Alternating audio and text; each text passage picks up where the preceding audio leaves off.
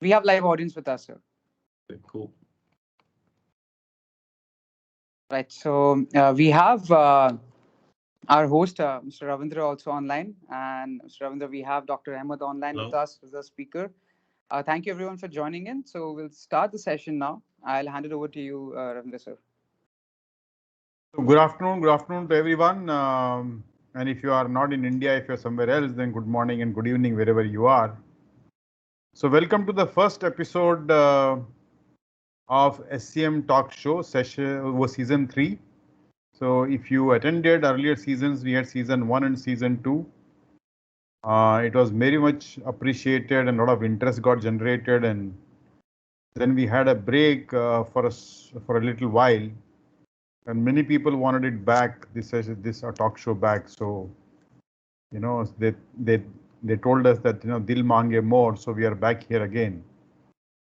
So as you know that we had sent a survey of the topics that you would like to hear, and then so what we do is we have selected topics from your response in the survey, and also availability of good speakers. So these two constraints that we have, and then based on that we decide the date and time and the speaker and the topic. As Nistush said, the session is being recorded and it will be made available even later on free on our KnoWerX mobile app. Similar to earlier practice that we had, we are putting everyone on listen only mode. So if you have any questions, if you have any queries, please put it in the chat box.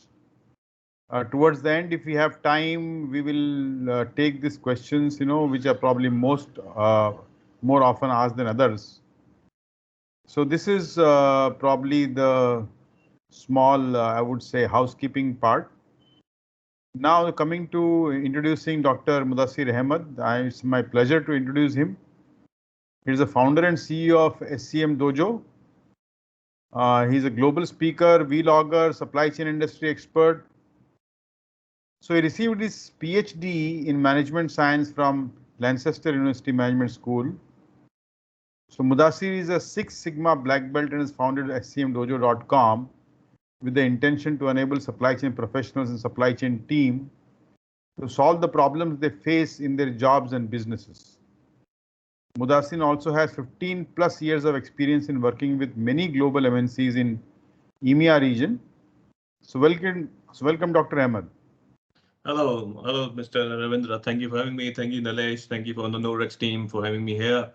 Yeah, I think you guys are doing a fantastic job in building the community, spreading knowledge for the supply chain folks for over many decades. So yeah, pleasure to be here. Thank you so much. So, and thank you for accepting our invitation to share your practice-oriented insights with our listeners.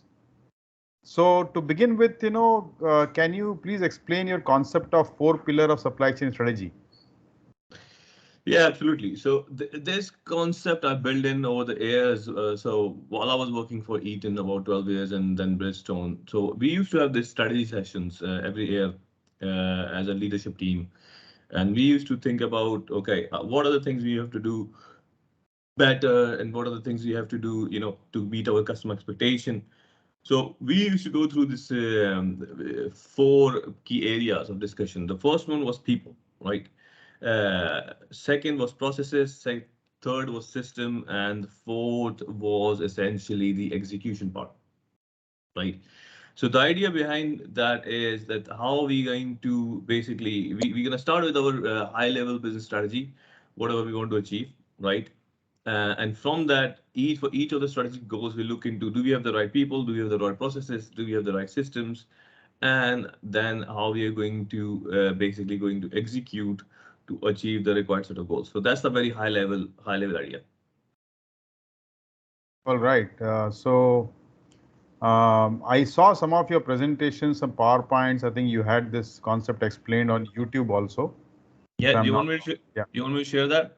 Yeah, please, if you want to. All right, cool. So let's do this. So just essentially one of the seminar talks I have, and so I'm going to quickly go through those as well. So just give me a minute. Okay. can I share my screen? Okay. So can you see my screen? Yes. All right. So this is one of the seminar talks.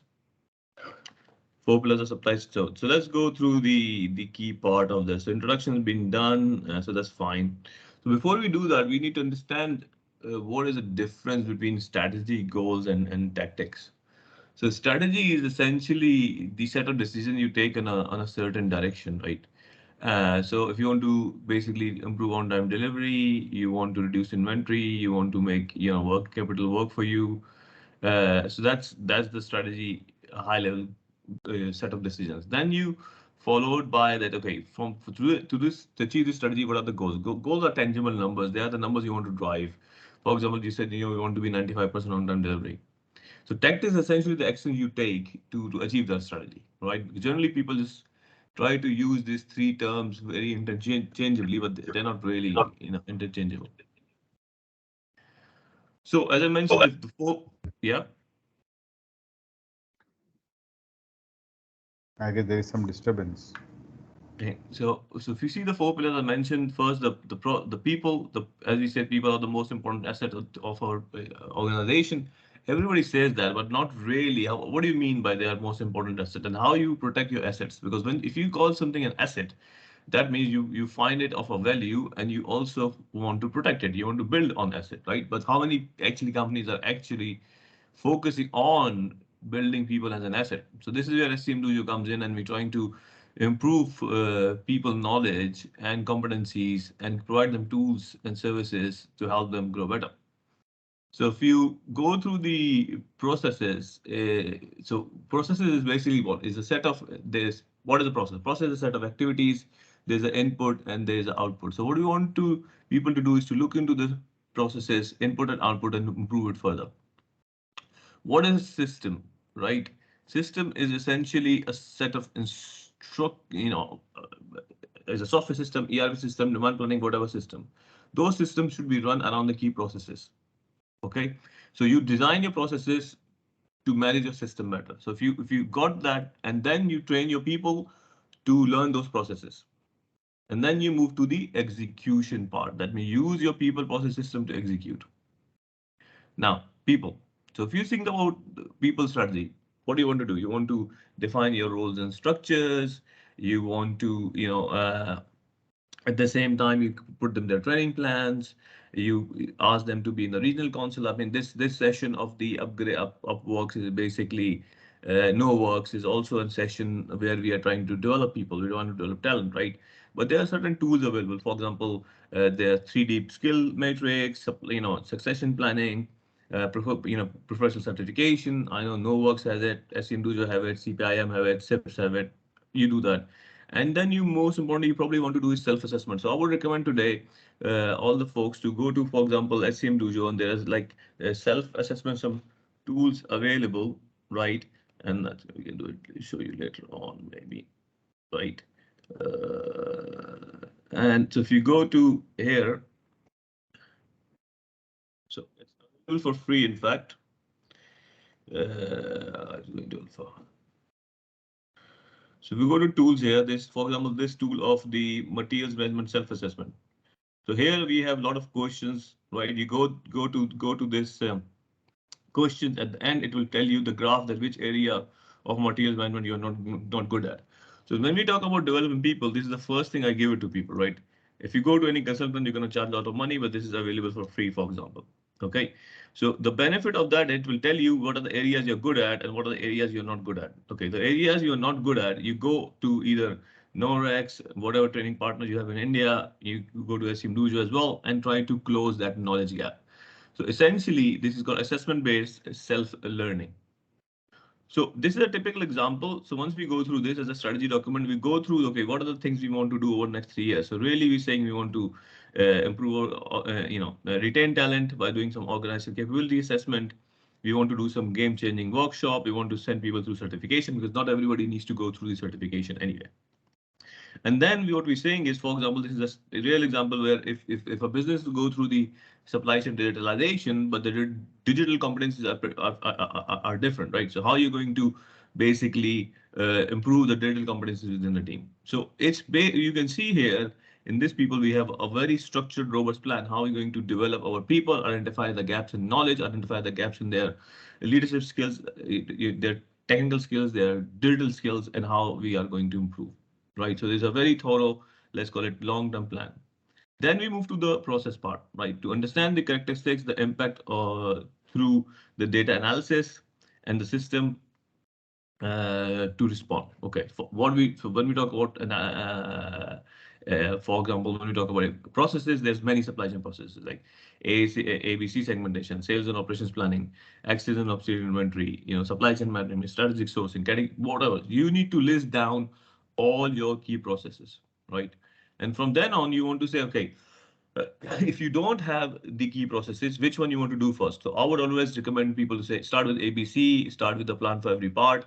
We have a guide on plan for every part as well. That you should definitely have SNOP deployed regardless your business is how small and how big or how you do it. And then from then on, start looking into inventory management and then look into excess obsolete inventory. So if you see all three elements like ABC analysis, we have a tool available for free. We have a blog. We have a very nice course on sales and operations planning.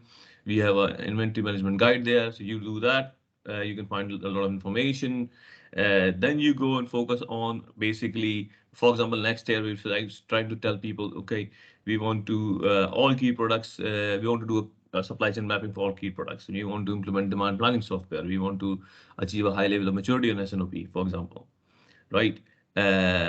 All this sort of stuff, what I'm trying to say is you look into your SNOP process and you list down which one you actually want to deploy long term. Then move to systems. Systems is essentially what are the core processes? So to leverage the use of the system by building core processes around them and training the people to use the system effectively. This idea of training the system effectively is rather more important as well, because if you have a system, if people are not used how to use it, you got a problem. So the story goes this: we started SNOP in a business. There was a guy who was a demand planner, a very smart guy. He was the only person who was trained, and he was so good in the software we used. It was pretty expensive software that we end up actually he ended up being hired by the software company he was a consultant for, or the trained by. And then we have nobody. And then the software was actually no good because nobody was good in using it. The whole point is there's more and more people should be using the software packages, whatever you're on, and you should be using all the facilities. Recently, I've been hired by a Saudi customer to do the recommended ERP system. I went to Saudi. I said, okay, let me show you what you have right now. And they said, oh, we want to do demand planning, we want to run SNOP, we want to do capacity planning, etc., etc. So please recommend us a new system because the system we are using is pretty bad. I said, which one you're using? They were using Info-LN. So I know a bit about Info-LN. So I said, let me show you the capabilities of the system. So you can run reports, you can do your demand management there. It has a pretty good forecasting capability in build as well. You can do multi-distribution warehousing. You can do actually the whole thing. So I said, you really do not need a new ERP system. You don't need. What you just need is to use what you have. The moral of the story is if you're going to use your current system to the fullest capacity, there's no need for buying a new kit because you're not going to use that as well, right? So understand the system capabilities and build on it further, right? So it's an example how you want to run business systems better. We said, okay, we want to do some assessment for demand forecasting, inventory optimization. We'll train everybody on SNOP, right? Have a demand planning software available, and more than one people should be using that. And then we should be using some kind of visibility software. For example, I'm recommending Regrello. So if you go to see, Regrello is one of the software which improve your internal workflows. Use it. So use the software system which will help you to execute better. The last part of execution. So if you see historically what used to happen is when we come through the strategy, we have a strategy session as we go through a lot of improvement ideas on how we want to develop people, how we want to deploy better processes, how we want to improve our systems. Then what happened is we spend a lot of time in listing down a lot of discussion and action, and then we list down what we want to do. We spend a lot of time and effort, and we spend very little time and effort in execution. So what happened with that is People get bored, they feel disappointed, and they feel so disappointed they don't really want to do motivated enough to do the remaining action. I would ask people to use the MVP approach, meaning you spend less time and effort in discussing, come up with the, let's call it, top 5, top 10 action, more time in listing down action, and actually more time and effort in implementing. Because once you implement, you learn few things which you don't know, at the time of deciding the strategy or the goals of the actions. And then from then onwards, you try to execute it. Then focus on execution, which will help you learn from the mistakes and identify what else you need to improve to get the results you want to achieve. So at the end, better engagement, greater some success stories, and I would say better work-life balance in general.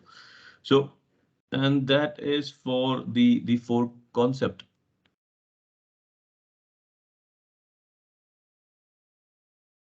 I cannot hear you, sir. Sorry, I was muted. So thank you so much. So I agree with you that execution is so important.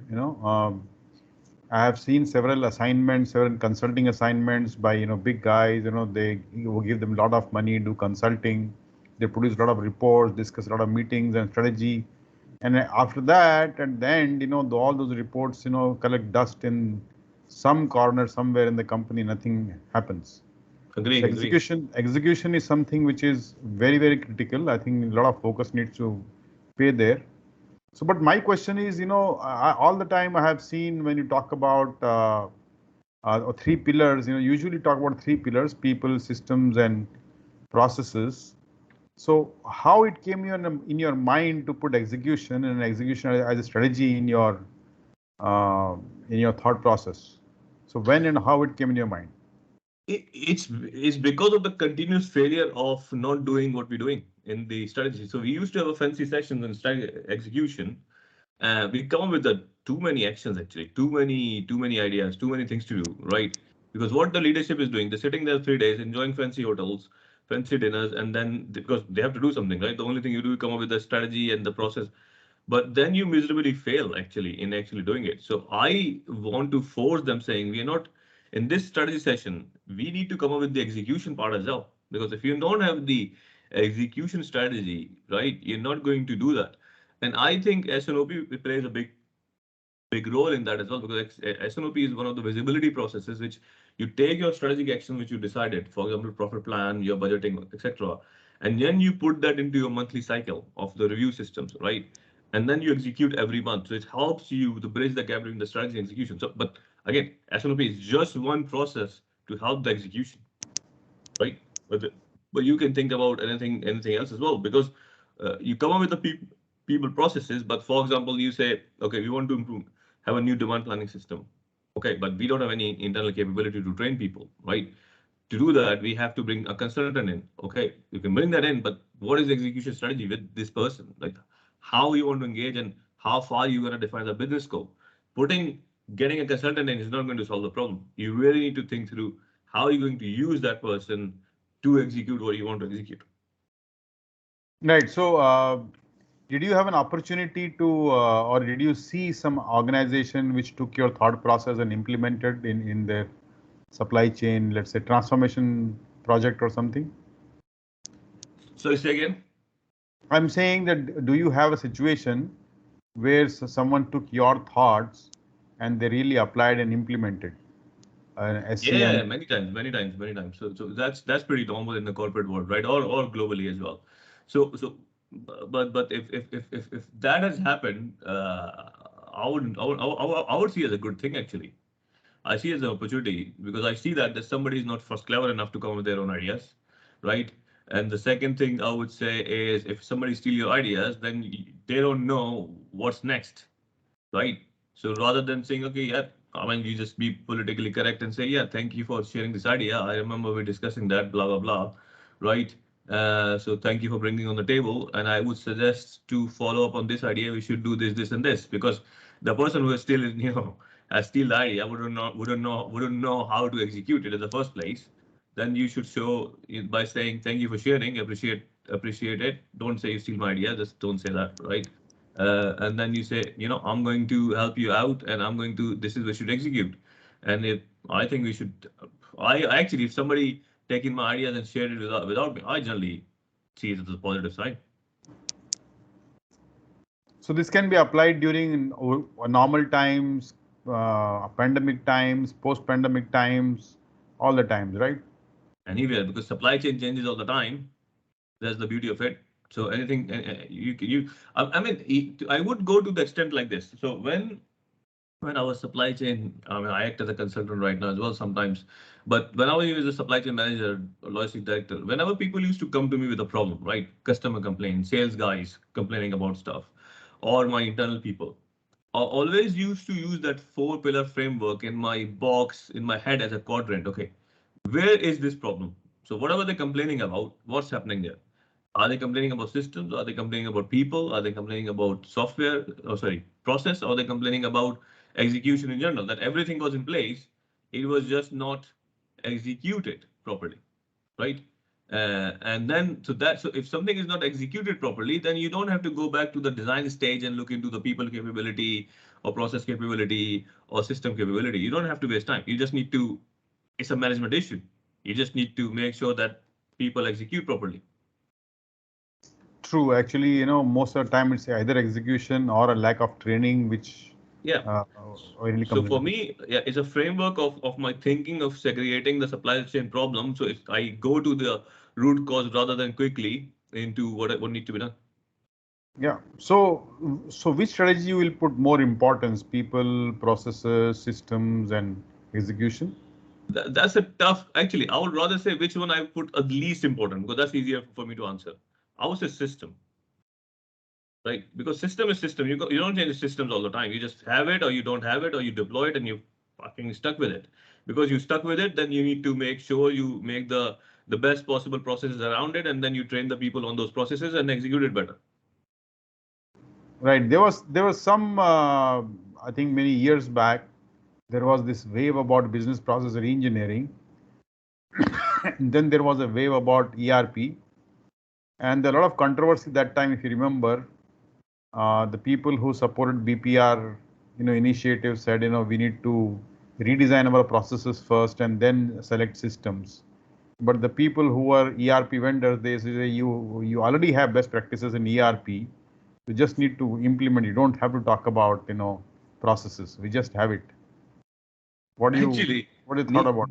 yeah, in my view, neither of them are good, right? And I think you don't really need to understand the evolution of businesses. Nobody decide, okay, I want to start a business and these are my best practice process. No, it just happened naturally over the period of time, right? Big or small. Okay. Then what happened once you grow in the business, you say, okay, my business is big enough. I can't just manage an Excel spreadsheet or blah, blah, blah. I need some kind of system. Okay. Then you start looking at system. Then say, okay, I need some kind of ERP system. Then you start looking at ERP system. Okay, that's fine. And that's this theory of, okay, ERP has built in best practices. That's also a bullshit because I used to use Cognos queries to build my reports 12 years, yeah, almost 12 years ago in Cognos. Now I was part of this SAP HANA project where now SAP HANA on the cloud is saying, oh, you can build your own query. That's like, I did that 12 years ago. You're decade behind, right? Even more behind. The point I'm saying is following. Actually, if the audience right now, 17, 18, whatever, 20 people we have, if you Google ERP sucks, you will find my blog, right? And I have described the reason why I think ERP sucks, right? Now coming back to business process reengineering, there's no need to re-engineer. What you need to do is to evolve. You need systems and software and knowledge to evolve as your business evolve, right? So we are talking about flexible workflows. So what is actually needed right now and what's happening, and that's why I'm very much closely working for a company called Regrello, because the whole idea is that you should have a software system who should design the best practices around your flexible workflows, right? And you can change as you go along, but that's perfectly okay without changing your data set infrastructure. So what is ERP? ERP is nothing but a set of interrelational databases. You pull information and run reports. That's what it is, right? I mean, it has built in most of the ERP have built in MRP logic, which was built in 1956. Are you going to change the MRP logic? Oh no, the DDA MRPP tried to do that, but they miserably failed, right? If you ask me, nobody gives a monkeys except consultant. I tried to read the book and I couldn't even go through after 5 chapters. I was like, what is this, right? And the point is that MRP logic is a robust logic. It's one of the planning systems. You can use your reorder point. You can use whatever, right? But the thing is, all of those planning strategies have their pros and cons. They have all limitations. You just need to make the best out of the limitation. The point is, the logic is not going to change. It is what it is. It will be what it will be. Right. So I'm gonna write the name of the software. I'm gonna use it. Right. So I'm writing it here in the chat, regrello.com. So if you visit that and try to contact those guys with my name, or just if anybody interested, let me know. I'll get you connected. I put the name of Regrello in the chat.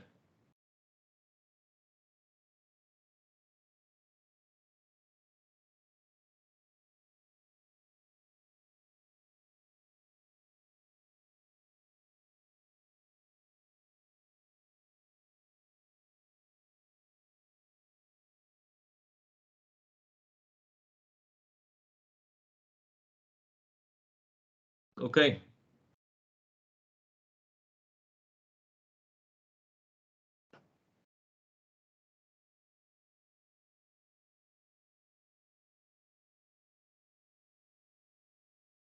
Any more questions?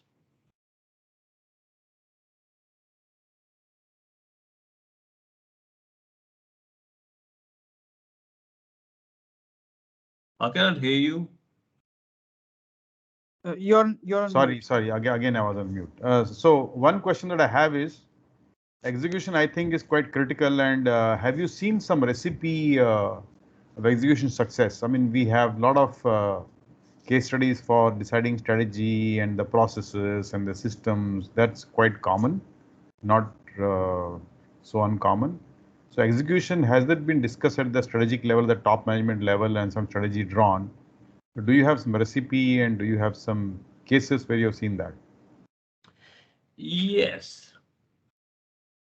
So I need to go back to my presentation.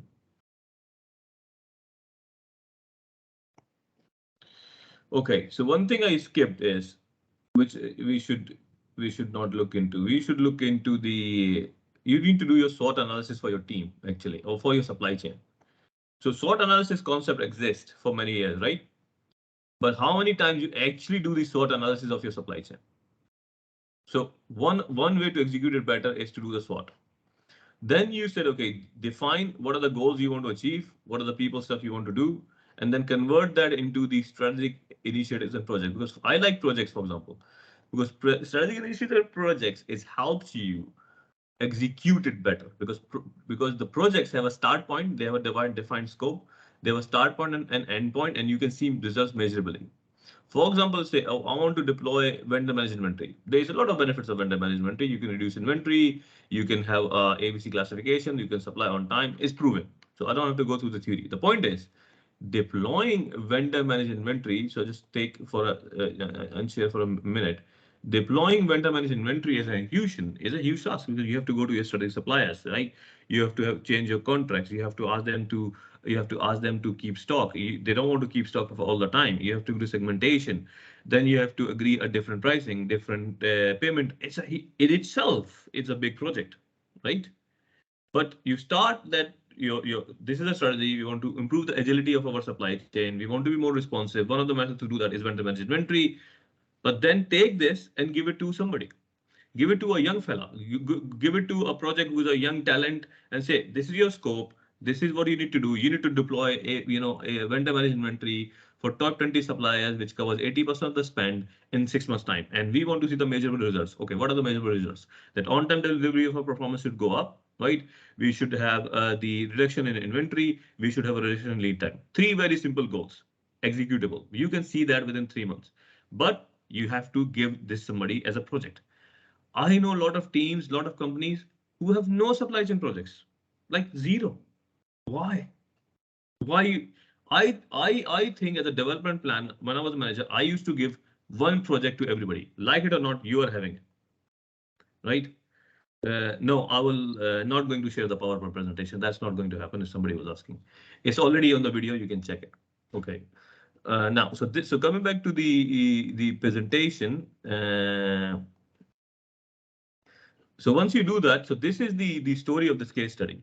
So we did that a lot of Excel messages. We come up with a lot of projects, and as you can see, after deploying those projects, the inventory has gone up by almost 100K, and on-time delivery has gone up. So you have to measure what journey you are going through to get to that point.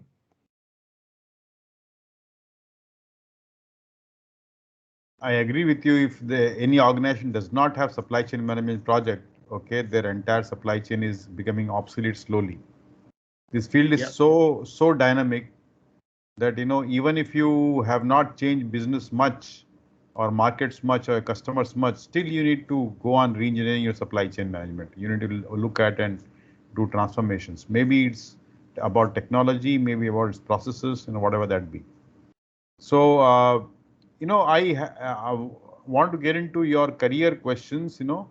So how did you get into supply chain management? I mean, was it your desire as a child, or did it happen by accident, or, you know? I mean, I don't think anybody desired to be. So I'm sharing here that the people are asking that about this. Just 1 minute. I'm just going to share this for folks. So there's one blog on this I've already written, and this is this video I have. Just give me a minute.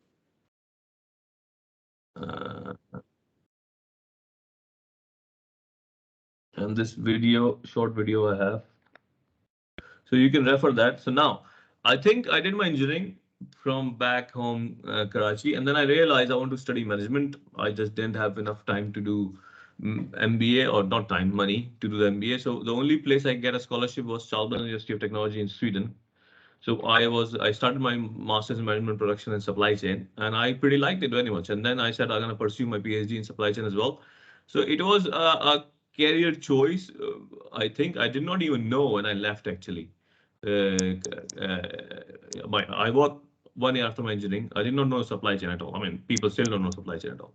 But when I end up there, I like the university. The working for Volvo and Ericsson, some big brands, and I see the real application of supply chain and how it's making the difference in businesses. So I thought I'm gonna do that. So, and if you see one of my, I think the good videos is, and I think I was assuming then most of the people here are the people who are in supply chain. But I'm about to suggest I think a video here where basically it's design is talked about, why supply chain is a great career choice, right? And I totally believe that supply chain is a great career choice for most of the people, right? So in this video, I think I talked about so I'm gonna share that as well. That go and have a look. And actually, I would say share with people. So I think right now was thanks to COVID, there's a huge amount of opportunity. And with the advent of digitalization, where the technology is playing more and more roles, so anybody who's a tech savvy, and most of the folks in India and Pakistan are tech savvy people, I like to think. I think it's a great field to be in. Great, wonderful. So, during your career, I mean, when you started your career, let's say after university, what was your highs and lows in your career? I mean, what did you find very interesting, or sometimes you said, you know, oh, why I'm here?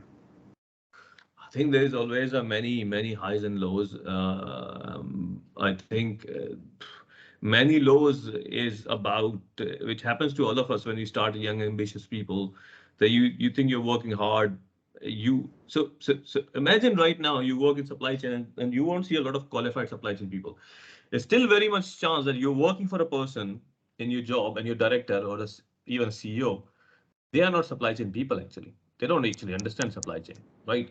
And it gets very frustrating that someone who's so I am pretty sure the people on this call, 25 plus people, they're passionate about supply chain. If you're not passionate about supply chain, you wouldn't waste your Saturday sitting here right now, right? Okay, so that's by default. But if you're passionate about supply chain and want to do better, and you talk to the people who doesn't understand, right? The very simple relationship between the lead time and the impact of the lead time. Like I know a lot of procurement folks, in fact, they think they're procurement professionals. They have don't understand the planning. They just focus on, let me get my 10% cost out because that's what matters. They don't really think through what is the impact of the overall total cost of acquisition, total cost of customer service. The point I'm making is, so not fighting, actually, educating those people along the journey, I have always found it frustrating, which probably have leads to the formation of STM Dojo, is to increase the knowledge of the supply chain people and give it to as many people as possible, right? So I would suggest following, as a supply chain professional, is your job as well. Make it an agenda point as well, that yeah, share knowledge, share people what you know, share people what you learn, right? This is how you're gonna grow. uh, High points, yeah, a lot of high points as well. For example, I mentioned a couple of projects. I was hired as a, so in 2011, young, I think in 2012, yeah, young 30 years fellow. I was at that point. I was hired to turn around the project. The supplier on time delivery was like, I think customer on time delivery was 56. Inventory was high. It was a recent acquisition by Eaton. They put me as a person who understands the Eaton and Eaton business system. And 18 months time, we have to hire new people. We have to improve on-time delivery from 56 to 95, and we won the Best Plant Excellence Award. We reduced the lead time from 4.5 months to, I think, 9 weeks, right? And reduce inventory by 25%. And that's the beauty. That's the beauty of supply chain optimization. That you improve your customer service not by increasing inventory. You improve it by reducing lead time, reducing inventory, and sustain it and make your customer lead time even better and faster. All of this, that means if you provide better on-time delivery, reduce inventory, better quality, better lead time, creates a very nice customer service experience, right? And so that's why I think I get huge recognition within company as well. So which leads to further promotions. And the following part is the I think when I was at Bridgestone right now, everybody talks about digitalization, but nobody knows what digitalization means. That we used to have 50 plus distributors, orders are coming through emails, Excel, WhatsApp. It was like, for a company like Bridgestone, who's a global multi-billion-dollar brand, is pretty ridiculous if you ask me, right? So I said, what is this? We develop our, even though they're using ERP system, but the order collection and sending invoices, sending packing list, email, it was nightmare, right? It's too big of a region we are dealing with. So I come up with the idea of, let's implement like a B2B on order to invoice system. So this is where I learn how to develop a system from ground up. I mean, I don't know coding, but I learn about MVP, wireframing, how to understand system architecture, how you create cloud applications. And again, that it took me 18 months during COVID period, and we have won the Best Innovation Award for Bridgestone in 2021 before I left. Great, wonderful, congratulations. Thank you, sir. So, would you like to talk a little bit about your initiative, SCM Dojo, to listeners? You like to talk about that. What is that, and what is its mission, and what is your vision in growing it further? Yeah, that calls for almost a demo. So just give me 1 minute.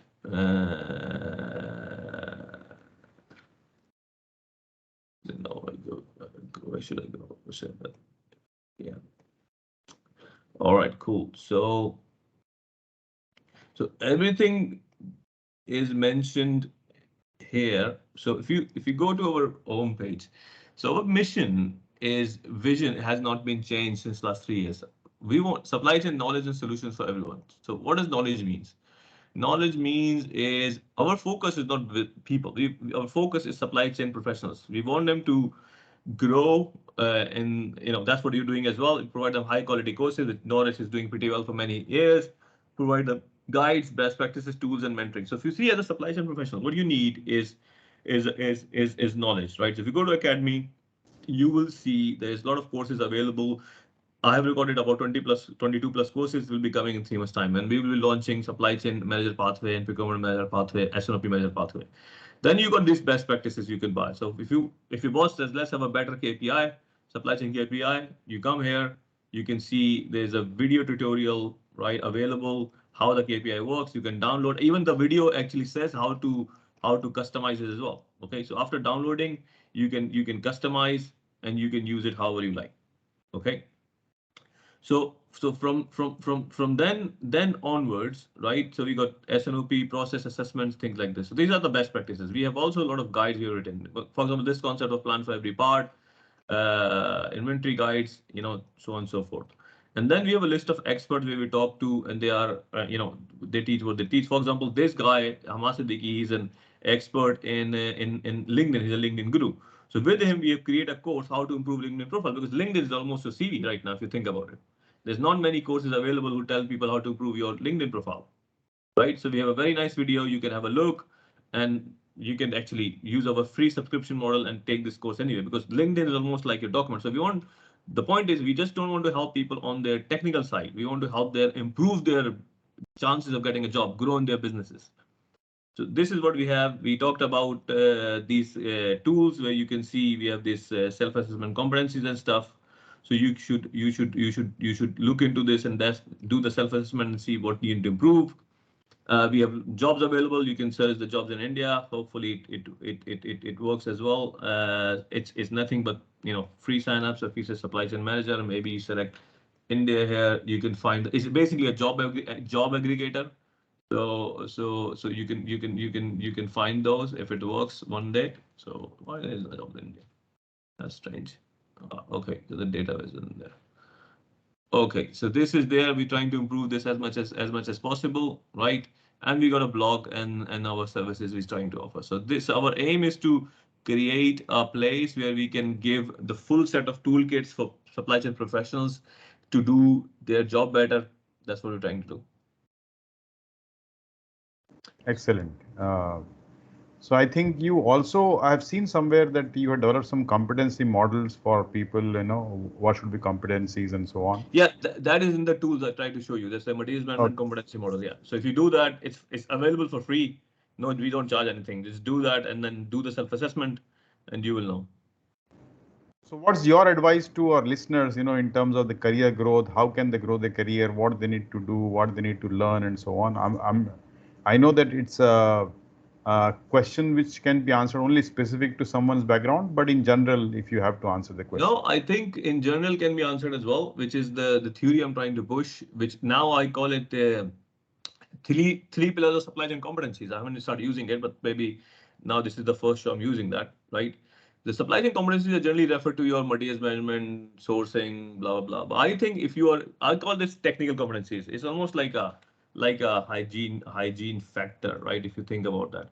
So just let me see if I have this picture on my screen. I don't have it though, but just actually it will make more sense. Just give me 1 minute, right?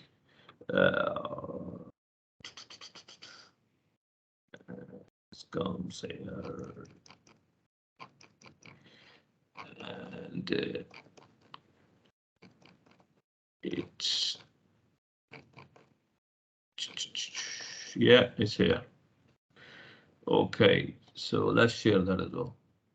So if you go to, can you see my screen, right? Yeah. So if you go and see in my Instagram page, so this is one day I was sitting down and I built that. I think in February, more than 1 year ago. I think right now, the supply chain professional, you want to be successful in whatever your background and job is. You got to know these three things. You got to understand your supply chain competencies, which you are teaching in KnoWerX, which we are teaching a lot of other people. That's fine. But what makes you different is your people skills. What I mean by people skills? That how you negotiate, how your presentation, how good is your English in presenting. How you negotiate upwards, how you manage downwards, how you deal with people. How is your emotional intelligence, how is your leadership skills, right? How's your business acumen, what's your finance? There's plenty of that, right? So that needs to be improved. And the third is technological know-how. And when I say technological know-how, everybody's talking about IoT, blockchain, for example, cloud computing. They also talk about this whole digital printing and things like that, digital twin. All of them are useless buzzwords, AI, machine learning, if you don't know where the hell they're going to use in supply chain. So for example, blockchain have a specific application supply chain, where you want to improve transparency, you want to improve the accessibility of data and security. IoT, where that you need data to be transmitted to be analyzed into a moving machines or moving tangible goods. Right? Cloud is better in collaborative planning and giving visibility. The point I'm making is you need to understand the technology and its application supply chain, right? And this is where the biggest problem is, right? There you will see not people are aware of it. Here you will see, so the bosses you think you are working for and you think they are pretty useless or they don't know about supply chain. I can tell you this, my friends, right? They are the people with the very good people skills. They are successful leaders. They are good in communication. They're good in presenting their ideas. And guess what happens? They become leaders because without having supply chain competencies, because they are good in people. So do not underestimate that people skill part, right? The leadership part, the project management skill part, right? So to be super successful supply chain manager, I call this supply chain manager 2.0, is you need to be good in all of these three areas going forward. So much. So I think I will hand over to Nistush now to collate all the questions people have been asking and continue asking questions from participants. Thank you so much, Muddassir. You're welcome. Thank you so much for this wonderful start to the season 3. It was absolutely an amazing session there, Dr. Ahmed. It was really nice to see these presentations, and I think people are quite intrigued with that. So most of that related to that, I think you have already answered that in the chat.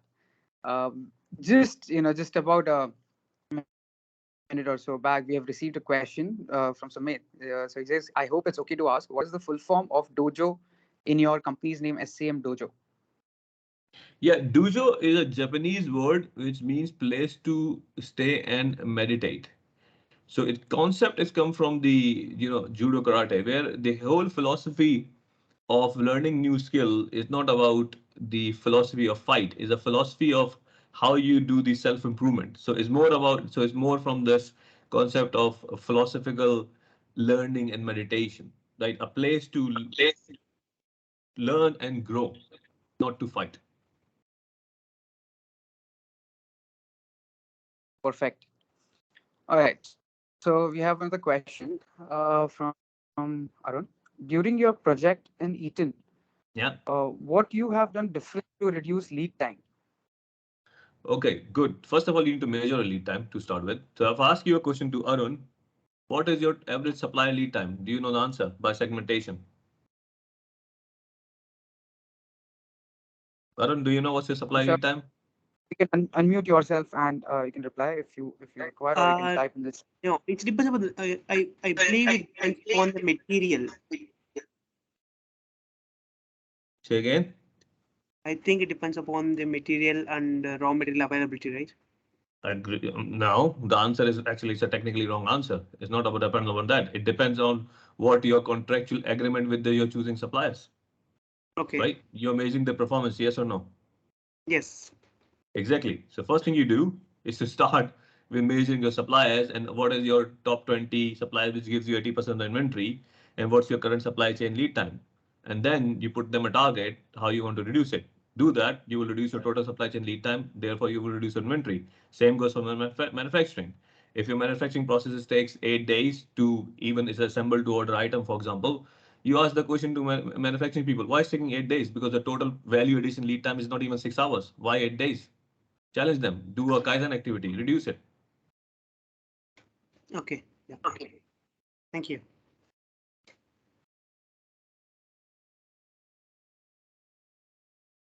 Right. So at this point of time, we don't have any other questions. If anyone has any other question, you can just type it here. Or at a later stage, you can always connect with the speakers. I've shared the LinkedIn address for Dr. Ahmed and also for Mr. Ravindra. So any time at point of time you want to connect with them for more questions, you can do so. Right. So thank you so much. I think if you do not have more questions, we'll end the session here. Ravindra, sir, any closing notes from your side? I've been, I think, interacting facelessly with Muddassir for a very long time over social media, but this is the first time, our face-to-face interaction. So it's, I feel it is nice, to see him, to talk to him in person. So Thank you, Ravindra, sir. Yeah. yeah, you're doing a great job. You're doing a great job. So congratulations, Thank and all the best for your future. Thank you. Yeah. So or become sign up. Thank you, sir. Sign up for newsletter or.